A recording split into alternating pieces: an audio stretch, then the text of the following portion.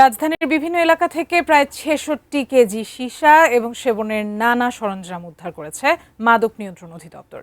সেই সাথে চক্রের মূল হোতা সহ ৩ জনকে গ্রেপ্তার করা হয়েছে। সকালে সেগুনবাগিচায় নিজেদের কার্যালয়ে অনুষ্ঠিত সংবাদ সম্মেলনে কর্মকর্তারা একথা জানান।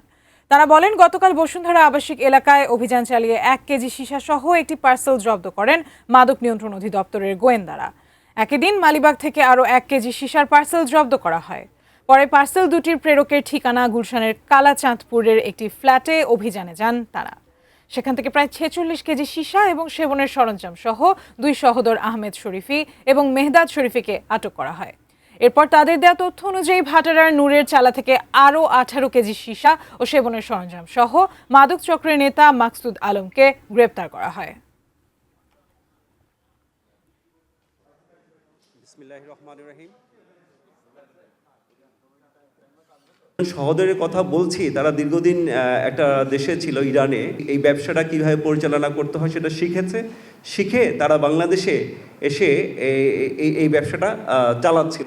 অনলাইন প্ল্যাটফর্মে বিভিন্ন কুরিয়ার মাধ্যমে তারা পার্সেল দিয়ে এই ব্যবসাটা করছিল।